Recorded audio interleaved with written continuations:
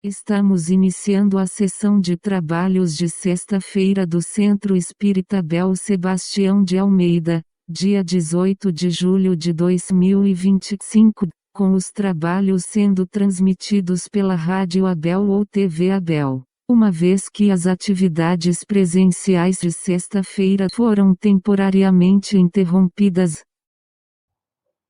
Boa noite, ouvintes da Rádio Abel. Como sempre fazemos, vamos ler uma página de preparo para nos harmonizar com os estudos da noite de hoje. A página que leremos do livro Deus te abençoe, pelo irmão José, na psicografia de Carlos Bacelli, é denominada A Morte. E irmão José nos diz que a presença iminente da morte do corpo não te atemorize. Morrer é fenômeno natural que ocorre perifericamente, despojando-te da indumentária física que te reveste. És inacessível a toda destruição que, aliás, a nada acomete na criação. A chamada morte é simples transferência de domicílio espiritual, mudança necessária para que renoves. Se algo não te desalojasse drasticamente da mesmice em que te habituas a pensar e a agir, o progresso não aconteceria para ti. A súbita transformação da paisagem em torno, provocada pelo desenlace do corpo, te induz a indispensável reflexão. O espírito se instala onde a própria mente se acomoda. Sem que sofra a ação da poda, a árvore não se revigora. Sem que fosse arrancada ao seu habitat e levada a esfogueante cadinho, a argila se perpetuaria na condição de lama. Uma boa noite e um bom estudo a todos, meus irmãos. Olá, amigos e amigas. Espero que todos estejam bem, que a paz esteja entre nós. Nessa oportunidade, nós estudaremos no Livro dos Espíritos, capítulo 4, do Princípio Vital. E no dia de hoje, coube a nós estudarmos a parte das questões 68 a 70 sobre a vida e a morte, e da 71 a 75, as questões que falam sobre inteligência e instinto. O nosso codificador da doutrina espírita, Allan Kardec, submeteu ao plano espiritual, aos espíritos evoluídos, várias perguntas para que pudesse nos esclarecer a respeito desses pontos, de como acontecem. E o que foi permitido esclarecer, foi muito bem feito através das respostas dessas questões. Nós devemos lembrar sempre, que o Espiritismo nada mais é do que somos, na verdade, seguidores do Cristo. E o Cristo nos afirmou que Ele é o caminho, a verdade e a vida. E também que ninguém poderá ver o reino de Deus se não nascer de novo.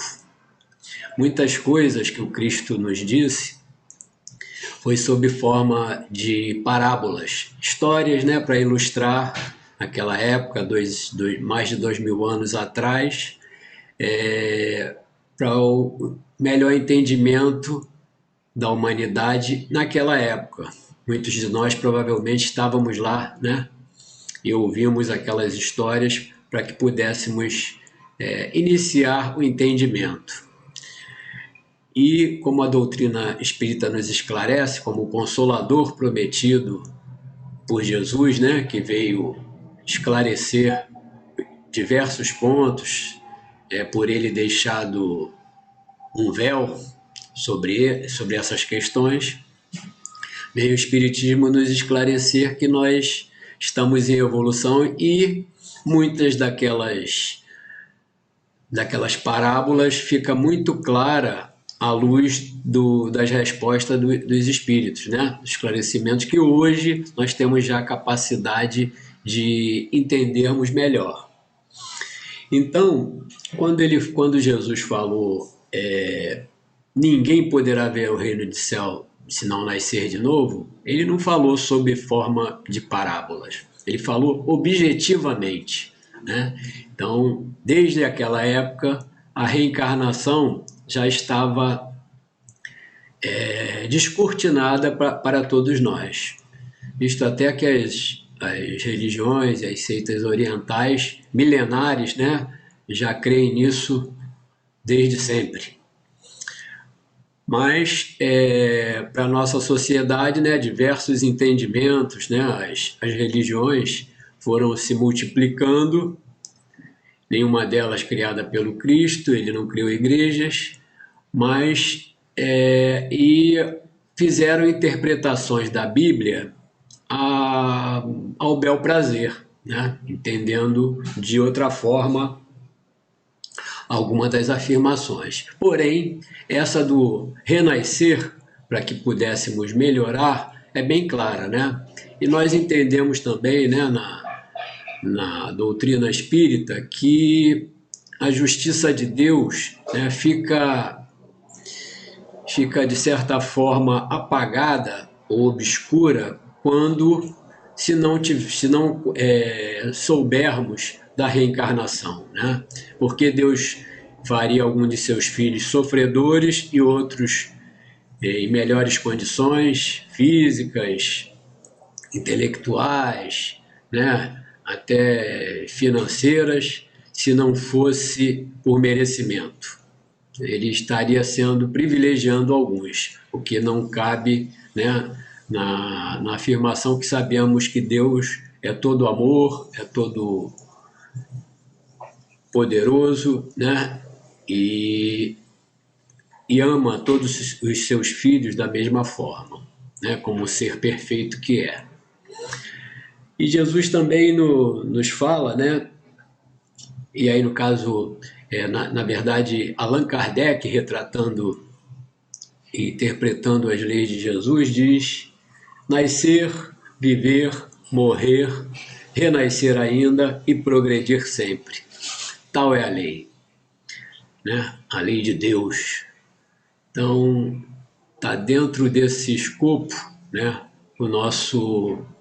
toda a nossa linha, né, o que precisamos fazer para merecermos estar em situações melhores, para alcançarmos aquilo que todos nós almejamos, a felicidade, né?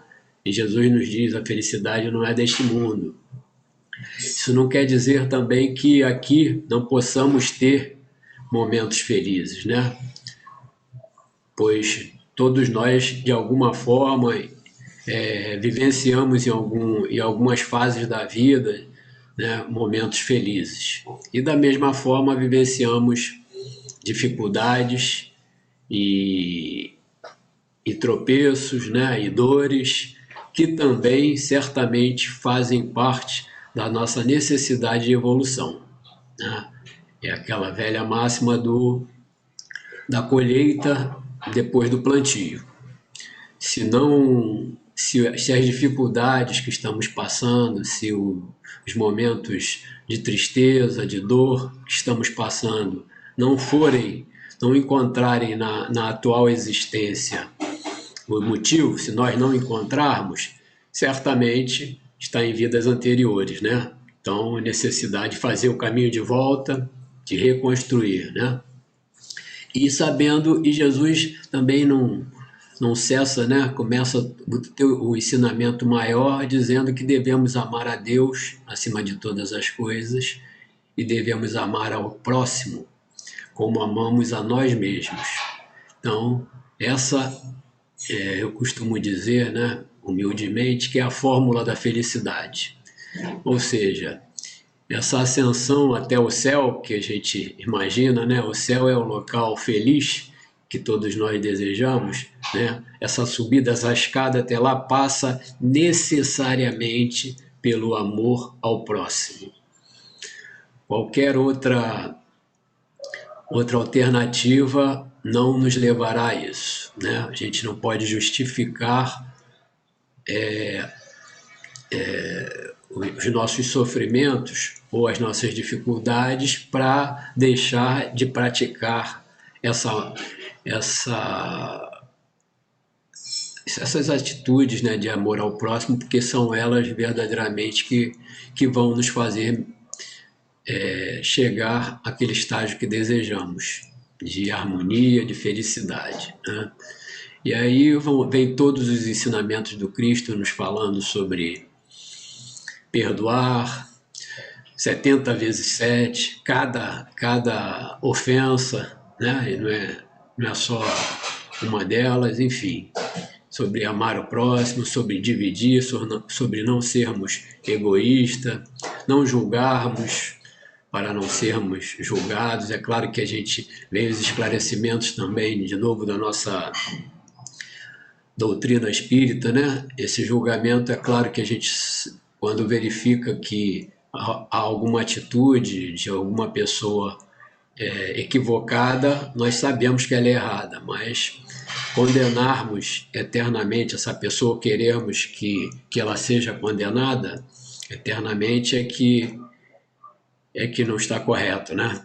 Pois a gente sabe que a cada qual segundo as suas obras, mas não cabe em nós termos esse julgamento né, de desejar o mal, de desejar olho por olho, dente por dente, lá da época de Moisés, que é uma época que já está ultrapassada, né?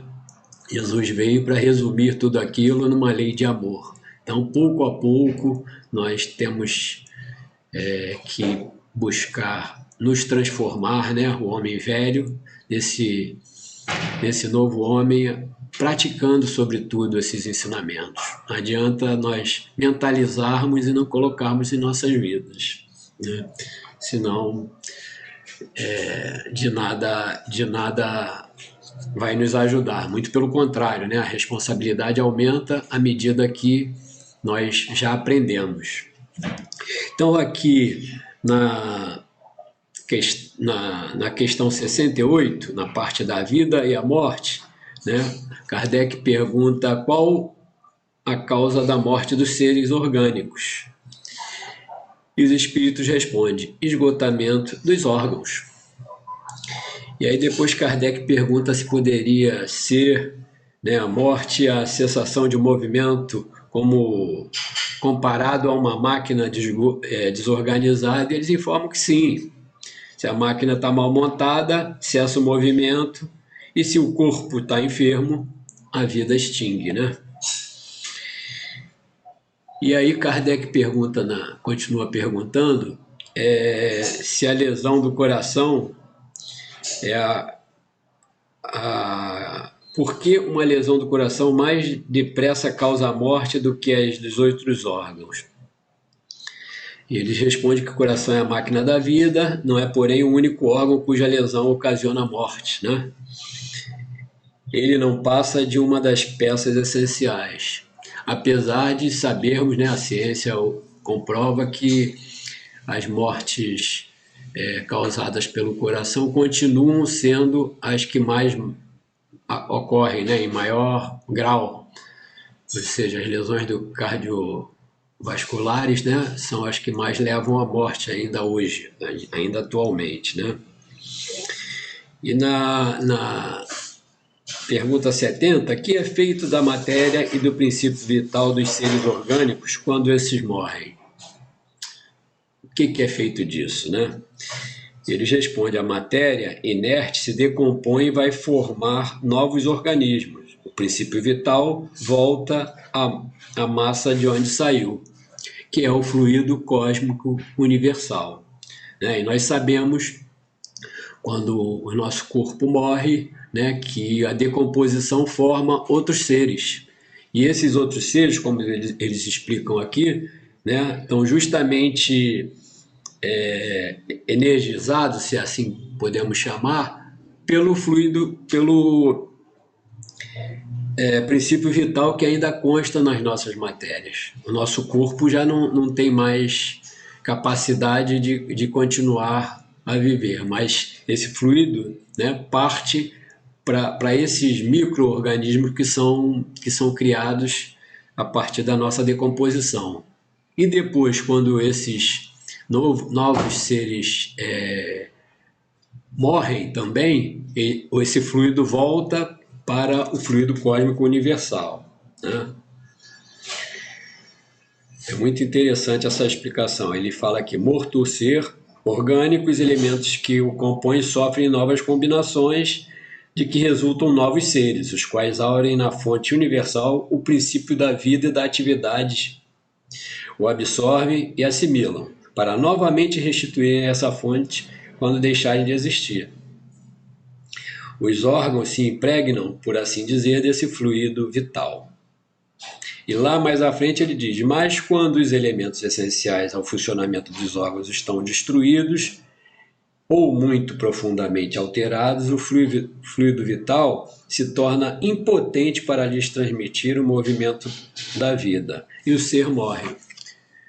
É o nosso caso, né? Quando acontece uma doença muito grave e vai se esgotando, ou um acidente muito grave que também vai se esvaindo a nossa capacidade de viver. E ele fala mais à frente, né? Faz uma comparação aqui, ó. No aparelho elétrico, temos imagem mais exata da vida e da morte. Esse aparelho, como todos os corpos da natureza, contém eletricidade em estado latente.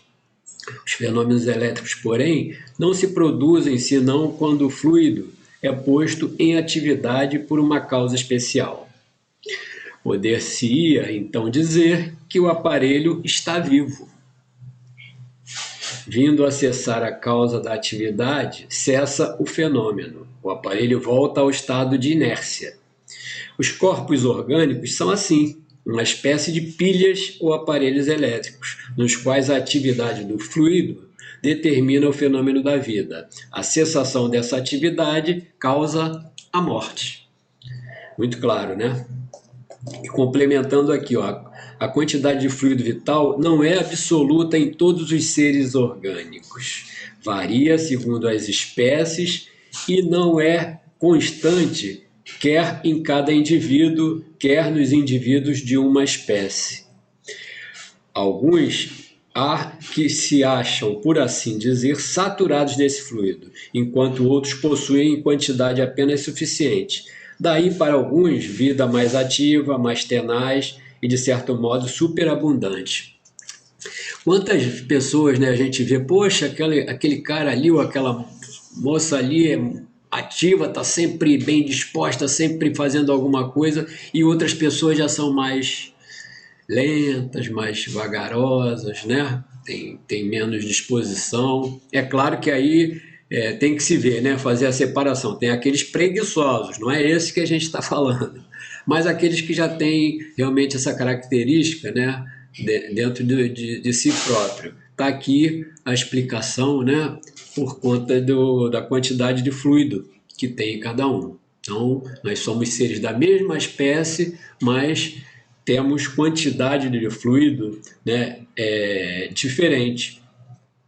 E ainda fala aqui, ó, a quantidade de fluido vital se esgota, pode tornar-se insuficiente para a conservação da vida, se não for renovada pela absorção e assimilação das substâncias que o contêm. O fluido vital se transmite de um indivíduo a outro.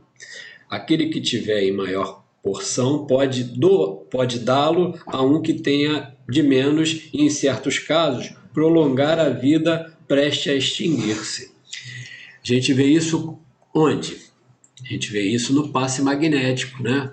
Não existe passes de cura que denominamos dessa forma, né? Muitos passes são revigoradores, trazem até a cura. O próprio Divaldo comentou, né, que ele já teve, agora ele realmente partiu lá para o plano espiritual, mas antes e em uma ou duas situações ele comentou que foi dado a ele um pouco mais de vida, né, para que ele permanecesse um pouco mais aqui, e na programação reencarnatória dele era para ele ter partido com menos idade. Então, em função disso, ele pôde ficar mais tempo aqui na Terra. E às vezes acontece, né, nós também, né, as pessoas, é até comentado que aquelas orações, às vezes a pessoa já está, todos nós quando viemos, né, como sabemos pela doutrina espírita, nós temos uma programação reencarnatória que diz quando nós chegaremos e quando nós partiremos. Essa programação, ela não é absoluta, né? Se tudo transcorrer como foi programado, ou mais ou menos, vai acontecer dessa forma. Porém, nós podemos diminuir esse tempo que estaremos por aqui. De que forma? Através dos vícios, através dos maus hábitos, né, das atitudes inconvenientes conosco mesmo, né, que às vezes a gente pensa estar fazendo com o próximo, mas estamos fazendo conosco mesmo, né? O rancor, a raiva, o ódio, os excessos, né, de todas as formas, desregradas, né, seja na parte sexual, na parte de alimentos, seja na parte de bebidas, de fumo, né, enfim, vários vícios que estão aí oferecidos para nós, né, e que nós podemos e devemos escolher não praticá-los, né, não utilizá-los. E aí, quando fazemos isso, nós reduzimos, né, aquele tanque. Se a gente for comparar com um tanque de gasolina de combustível de um carro, né, você tem tantos litros. E se você andar a 80, né, em média 80, 100 km, ele vai andar 400 km. Porém, se você andar com o pé no fundo o tempo todo, além do risco de você bater e destruir o carro e às vezes, né, se machucar ou até morrer, você vai acabar com aquele combustível em menos tempo. Aí, poxa, o carro era para fazer 10 km com 1 litro, só está fazendo 7. Mau condutor, né? O motorista é que está fazendo dessa forma. Então, da mesma forma, isso acontece com o nosso corpo, né? E lembrando Leon Denis, a frase de Leon Denis: a alma dorme na pedra, sonha no vegetal, agita-se no animal e acorda no homem, né? Então, a nossa evolução veio daí. A vida foi gerada lá nesses princípios e vem evoluindo. E chegamos agora na parte, né, da inteligência e instinto. Na questão 71, Kardec pergunta: a inteligência é atributo do princípio vital? E eles respondem: não, pois as plantas vivem e não pensam. Só tem vida orgânica. A inteligência e a matéria são independentes, porquanto um corpo pode viver sem inteligência, mas a inteligência só por meio de órgãos materiais pode manifestar-se. Necessário é que o espírito se una à matéria animalizada para intelectualizá-la. Então, não é o princípio vital que nos dá, né, a inteligência. A inteligência é uma faculdade especial peculiar a algumas classes de seres orgânicos e que lhes dá, com o pensamento, a vontade de atuar, a consciência de que existem e de que constituem uma individualidade, cada um, assim como os meios de estabelecerem relações com o mundo exterior e de proverem as suas necessidades. Podem distinguir-se assim: primeiro, os seres inanimados, constituídos só de matéria, sem vitalidade nem inteligência, são os corpos brutos. Segundo, os seres animados que não pensam, formados de matéria e dotados de vitalidade. Terceiro, os seres animados, pensantes, formados de matéria, dotados de vitalidade e tendo a mais um princípio inteligente que lhes outorga a faculdade de pensar, que aí somos nós, né, os seres humanos. E ele ainda pergunta na 72 qual é a fonte da inteligência. Já o dissemos, a inteligência universal. Pode-se dizer que cada um tira uma porção da inteligência fonte universal e assimila, como tira e assimila o princípio da vida material? Eles respondem: isso não passa de simples comparação, todavia inexata, não é da mesma forma não, porque a inteligência é a faculdade própria de cada ser e constitui a sua individualidade moral. Demais, como sabeis, há coisas que ao homem não é dado penetrar, e esta, por enquanto, é desse número. Quer dizer, calma aí, ainda não dá para a gente explicar exatamente como isso, mas nós podemos ver o seguinte, né? Tem também, Emmanuel, se não me engano, nos diz, né, que devemos amai-vos e instruí-vos. São as duas sugestões, né? As duas dicas que ele nos dá. Espíritas, amai-vos e instruí-vos. Ou seja, cabe a nós, né, a prática do amor, transformar o homem velho nesse novo homem amoroso, como Jesus nos convida, e também estudarmos, né, buscar entender por que acontecem as coisas, né? A doutrina espírita é, como todos falam, né, hospital e escola. Então, importante que cada um de nós também esteja se instruindo, buscando melhores instruções para compreender melhor a doutrina, né? E aqui ele ainda pergunta: o instinto independe da inteligência? E ele responde: precisamente não. Por isso que o instinto é uma espécie de inteligência. É uma inteligência sem raciocínio. Por ele é que todos os seres provêm as suas necessidades. Muito interessante isso, hein? Vale a pena a gente aprofundar. E na 74, pode estabelecer-se uma linha de separação entre o instinto e a inteligência? Isto é, precisar onde um acabe e começa outra? E eles respondem: não, porque muitas vezes se confundem, mas muito bem se podem distinguir os atos que decorrem do instinto dos que são da inteligência. É só pensarmos em nós mesmos.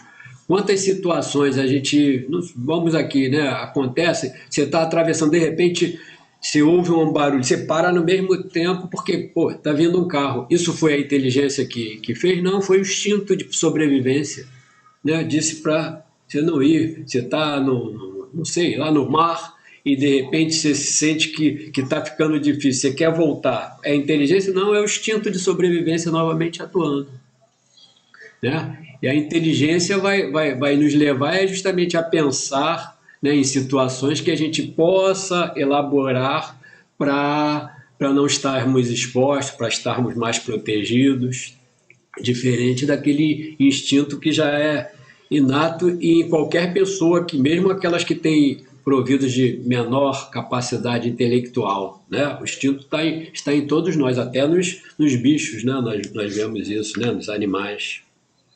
E na pergunta 75, é acertado dizer-se que as faculdades instintas diminuem à medida que crescem as intelectuais?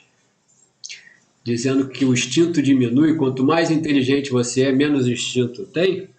Ele responde: não, o instinto existe sempre, mas o homem o despreza. O instinto também pode conduzir ao bem. Ele quase sempre nos guia e algumas vezes com mais segurança do que a razão. Nunca se transvia.